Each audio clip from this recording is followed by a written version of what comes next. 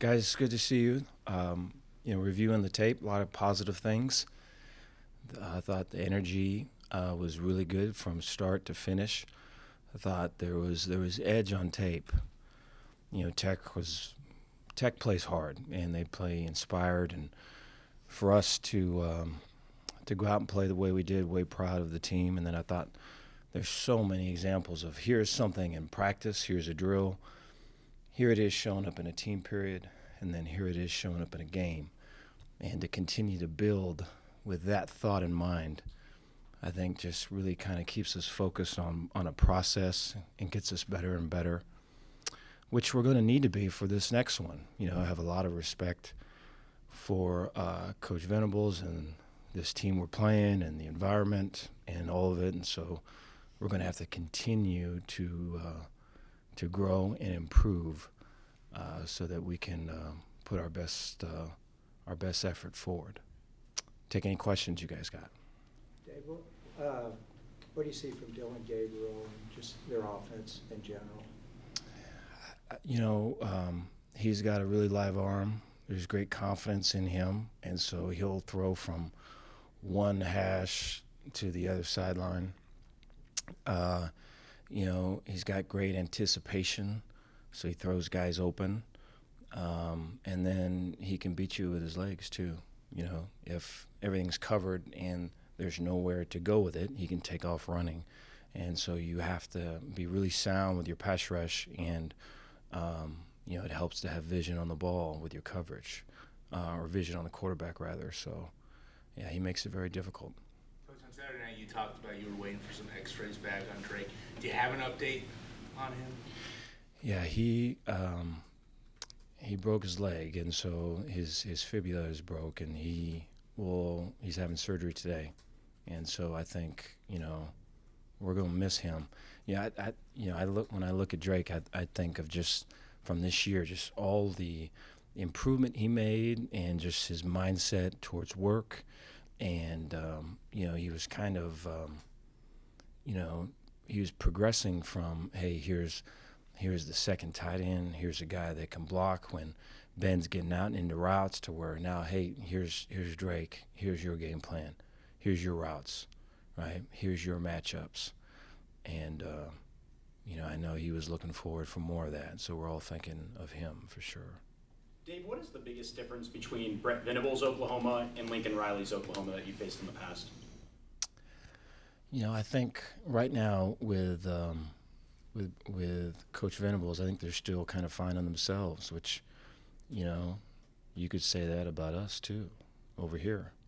And so I think there has been improvement these last couple of weeks, and they're playing hard for him, and so you can see the inspired play, and then I think you can see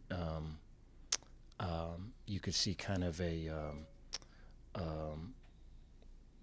defense that has found an identity and is playing towards it.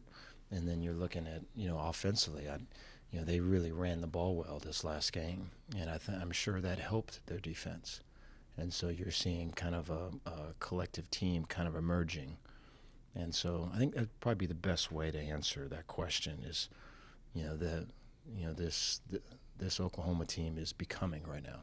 Dave, probably can't expect 5 interceptions every week from your secondary, but was that Saturday night just maybe a glimpse of just how good they can be? I appreciate the question. I think there's been a lot of work into it.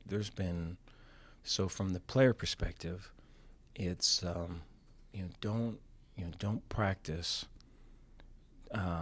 afraid of making mistakes, right? Practice to make a play, and then when you're practicing to make a play, stay within this framework of technique and structure and scheme. Just that alone right there for a young player is a whole thing. And then while that's going on, the coach, hey, here's drills to high point a ball. Here's drills to have vision and break. here's drills to undercut a receiver and make a play on the ball. And then from the coach's perspective is that continue with those drills, right? Find the good in it. Don't always point out the bad, and build, build, build. And so for all of that to be happening and not a lot of, I guess, produce, is one way you could say it. It's kind of barren landscape. We're just kind of tilling dirt, And then for all of a sudden for that to happen, I think it's important for the coaches and the players to know that it ain't all of a sudden. There's been a lot of work into that. And to continue with that, I think gives us a chance to hopefully do that again. Coach, how similar is this OU offensive scheme to the Jeff Levy offense you faced in the Sugar Bowl last year? It's a good question. I think the tempo is familiar. I think there's less spread out sets. At least here lately, there's been more of a focus on the run game, and almost there's a fair amount of runs that you remember back from OU a year ago to 2 years ago, kind of shown up. Whereas before it. I think when you're looking at Ole Miss, there was some of that, but it was just more speed and more balls on the perimeter. We're here lately, and as was kind of highlighted before, I think some of it is to help just the overall team and the pace of play and the defense and that. And so there's some, but not a lot. Dave, the focus on the run game for you guys has been pretty big in these past few weeks, 30-plus carries for Richard in back-to-back weeks. How much of a focal point has he become in this offense, and is he, I guess, the anchor that you guys can lean on? Appreciate that. He's been a good focal point. I think we're hopeful. Still don't know about Squirrel yet, and we're hoping that we can get Squirrel back. And I think you saw a lot of positive things from Quaylen. I mean, there's physical runs, physical blocks, and so I think he is coming on at a way important time, and so I think there's going to be more of running back by committee, just to help with that overall carry number, but at the same time, just way proud of Richard and just his effort and just his attitude, because there's some goal line runs in there where the daylight is you could fit a quarter in that thing, and he found it, and found it in an aggressive manner, and so we way appreciate that. But you talked about the 5 interceptions against Tech, but also 6 sacks against that unit. What specifically, when you watched it back, were you guys able to take advantage of to be able to put so much pressure on the quarterback? Appreciate that. I think one positive thing leads to another positive thing. I think that's a big part of it, and that might be the biggest part, to be honest. But I think overall, there's just a plan and a feeling of that, hey, we're going to be aggressive, and we've been, trying to protect this and protect that, and, what else do we have to protect, and all this other stuff, to where it was, I think to be aggressive and to maybe change up a look or two in the back end and tighten things up, where in the past it's been more of a zone presentation and covering guys that are covering guys.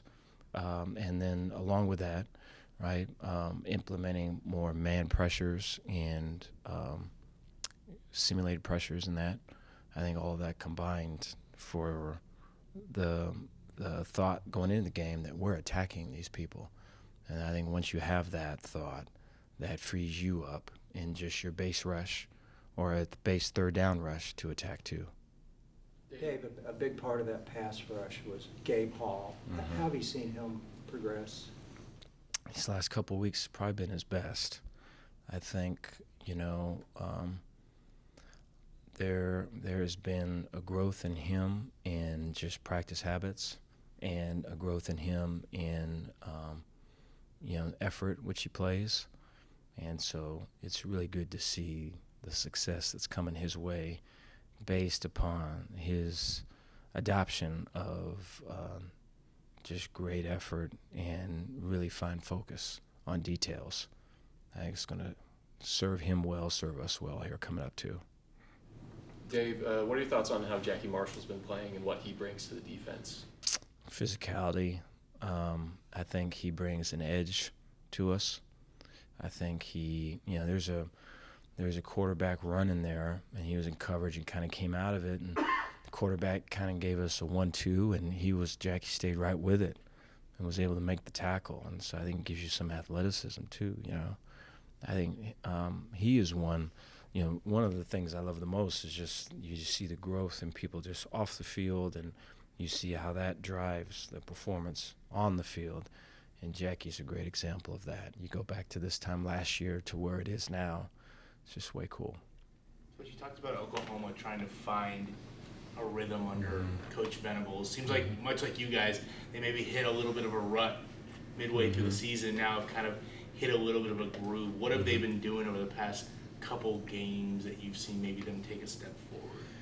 Complementary football. I think the defense and offense play off each other. I think O-line wise, you see physicality. I think defensively, you see just great effort. I think they're